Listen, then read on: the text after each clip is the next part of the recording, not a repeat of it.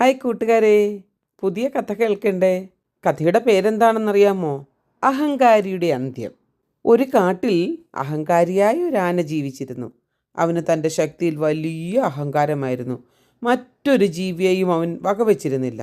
എന്തിനധികം പറയണം, കാട്ടിലെ രാജാവായിരുന്ന സിംഹത്തെ പോലും അവൻ തീരെ വകവെച്ചിരുന്നില്ല. കാടിളക്കി നടന്നിരുന്ന അവനെ എല്ലാ മൃഗങ്ങളും ഭയന്നു. ഒരു ദിവസം കാട്ടിൽ കളിച്ചു മതിച്ചു നടന്ന ആ ആനക്കൊമ്പൻ കുറച്ച് വെള്ളം കുടിക്കാൻ നദീതീരത്തേക്ക് നടക്കുകയായിരുന്നു.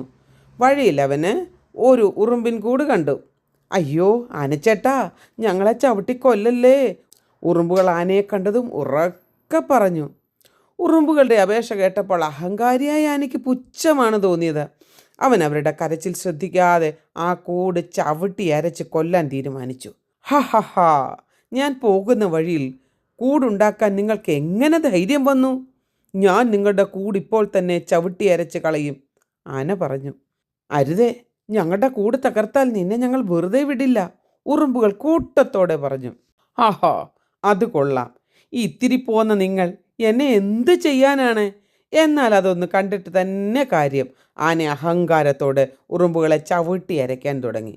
അതോടെ ഉറുമ്പുകൾ ആനയുടെ ശരീരത്തിൽ കയറിപ്പറ്റി. കുറേ എണ്ണം ആനയുടെ തുമ്പിക്കൈയിൽ കയറിക്കൂടി തുടങ്ങി. വേറെ ചില ഉറുമ്പുകൾ ആനയുടെ ചെവിയിൽ കയറിക്കൂടി.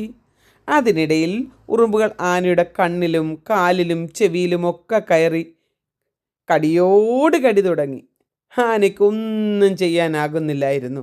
കണ്ണിൽ കൂടി കടി തുടങ്ങിയതോടെ അവൻ ഉറക്കെ അലറിക്കരഞ്ഞുകൊണ്ട് പറയാൻ തുടങ്ങി. അയ്യോ, എന്നെ രക്ഷിക്കണേ, എന്നെ രക്ഷിക്കണേ! അവൻ ഉറക്കെ നിലവിളിച്ചു. എന്നാൽ കണ്ടു നിന്ന് ഒരു മൃഗവും അവനെ രക്ഷിക്കാൻ എത്തിയില്ല. ആന കണ്ണ് കാണാതെ എങ്ങോട്ടെന്നില്ലാതെ ഓട്ടം തുടർന്നു. ഒടുക്കം അവൻ ഒരു പൊട്ട കിണറ്റിൽ ചെന്ന് വീണു. രക്ഷപ്പെടാനാകാതെ അവൻ അവിടെ കിടന്ന് ചത്തു. അതോടെ അഹങ്കാരിയുടെ ഉപദ്രവം അവസാനിച്ചു. കാട്ടിൽ വീണ്ടും സമാധാനമായി. ചെറുതെന്ന് കരുതിയ ആന പുച്ഛിച്ചു തള്ളിയ അതേ ഉറുമ്പുകൾ തന്നെ അവനെ പരാജയപ്പെടുത്തി. കൂട്ടുകാരെ, ഈ കഥയിൽ നിന്ന് എന്താണ് നമുക്ക് മനസ്സിലാക്കുവാനായിട്ട് കഴിയുന്നത്? നമ്മൾ ആരെയും ചെറുതായി കാണരുത്, ആരെയും പുച്ഛിച്ച് തള്ളല്ലേ. നമ്മുടെ അഹങ്കാരം നമുക്ക് തന്നെ ആപത്തായി ഭവിക്കും. നമുക്ക് തന്നെ അത് വിനയായി ഭവിക്കും. നമ്മൾ കുഴിക്കുന്ന കുഴിയിൽ നാം തന്നെ വീഴുവാനിടയാകും. നമ്മൾ അഹങ്കാരിയായിട്ട് ആരെയും കൂസാതെ ജീവിച്ചാൽ നമ്മുടെ ആവശ്യ സമയത്ത് ആരും നമ്മളെ സഹായിക്കത്തില്ല. അതുകൊണ്ട് എന്ത് ചെയ്യണം? വിനയത്തോടെ ജീവിക്കുവാനിടയാകണം. നിങ്ങളുടെ കൂട്ടുകാർക്കൊക്കെ ഷെയർ ചെയ്ത് കൊടുക്കണേ. പുതിയൊരു കഥയുമായിട്ട് നമുക്ക് പിന്നെയും കണ്ടുമുട്ടാം. Bye bye.